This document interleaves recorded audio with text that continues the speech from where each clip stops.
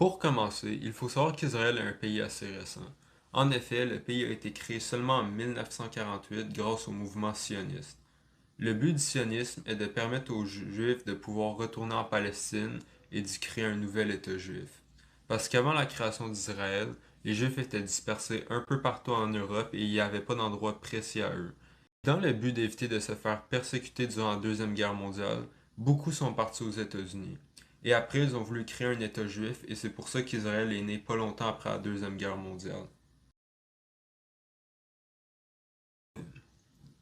Au début d'Israël, en 1948, le pays comptait environ 600 000 personnes, puis pas longtemps après, ils ont accueilli un autre 100 000 personnes qui sont venues s'ajouter juste après la bataille de la guerre d'indépendance. Le développement démographique du pays a énormément augmenté vers 1952 en accueillant plus de 738 000 migrants. Puis la plupart des migrants qu'Israël accueille, la majorité c'est des migrants européens qui viennent pour des raisons religieuses, pour être avec d'autres juifs comme eux. Puis la majorité des travailleurs migrants, ils viennent de pays d'Afrique et d'Asie comme l'Éthiopie et la Thaïlande, parce qu'Israël offre plus d'opportunités que dans ces pays-là. Israël accueille aussi des demandeurs d'asile, mais ça représente seulement une petite partie de ces migrants.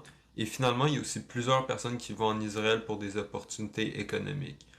Et depuis les dernières années, depuis environ 2017, Israël accueille à peu près 30 000 migrants par année, puis ils viennent surtout de pays d'Europe, comme les anciens pays soviétiques comme la Russie et l'Ukraine.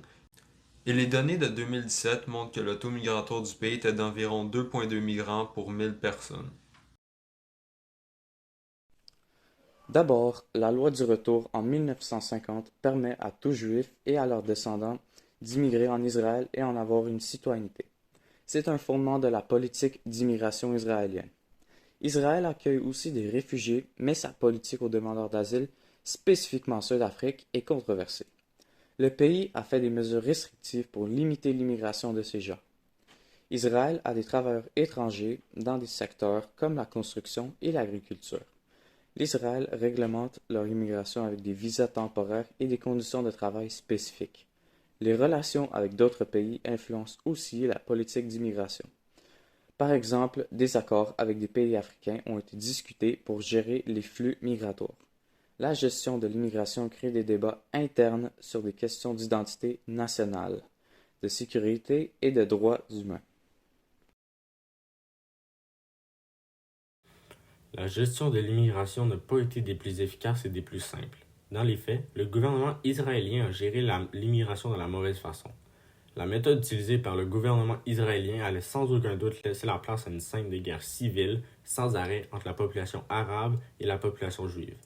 Avoir des juifs en charge d'un État juif qui met en place une politique d'immigration qui favorise les juifs, alors que la population arabe est majoritaire, ne fait que nuire aux relations entre la population arabe et l'État. De plus, durant les premières années, il n'y a que des juifs qui ne sont pas réglementés pour entrer dans le pays. En plus, les politiques d'immigration créent des tensions et des questions d'identité nationale. Puisque nous avons critiqué la gestion de l'immigration que l'État israélien a fait, nous proposons deux solutions. La première étant d'affirmer une identité nationale diversifiée. Les avantages que cela comporte sont en premier lieu, ça permettrait de limiter les tensions dans le pays en acceptant les autres ethnicités que les Juifs, en affirmant que les Juifs ne sont pas la population souche d'Israël. Le second avantage, ça permettrait de limiter les injustices au niveau de l'immigration. Avec une identité nationale diversifiée, la loi 50 qui favorise les Juifs pourrait être enlevée et ainsi rendre égales les droits de tous les immigrants au pays. Par contre, notre solution amène aussi deux inconvénients, dont le premier étant que ça changerait le statut du pays qui est dit un État juif. En effet, le but de la politique était de montrer que le statut de l'État est israélien. Avec cette solution, ça enlèverait la mise en place d'un État juif et enlèverait le but de la création d'Israël. Le deuxième inconvénient serait une menace de guerre civile. Avec la quantité de juifs qui sont présents au pays, si l'identité de l'État était pour changer, cela pourrait causer une guerre civile pour revenir à un État juif. Nous proposons également la création de campements de réfugiés. Cela permettrait d'aider les nouveaux arrivants de la Seconde Guerre mondiale qui ont tout perdu lors de cette dernière, en leur donnant un logement ainsi qu'une indemnisation pour les aider à s'adapter au pays. Le second avantage, ça permettrait de stimuler l'économie. Avec autant de nouveaux arrivants, la demande va augmenter et par conséquent les revenus. cela commence un cercle vicieux de prospérité économique. Par contre, les deux inconvénients, le premier est, puisque l'Israël est un État juif, les camps de réfugiés seront probablement accessibles uniquement pour les Juifs, et donc cela amplifierait les tensions avec les autres réfugiés qui, eux, ne sont pas juifs. Le second inconvénient, c'est si les camps de réfugiés ne fonctionnent pas bien, cela pourrait nuire au développement économique de ce pays naissant en utilisant l'argent sans qu'elle rapporte des revenus pour l'État. Nous avons parlé du flux migratoire de l'Israël, de la gestion du flux par l'État, et nous avons également critiqué la gestion et proposé deux solutions.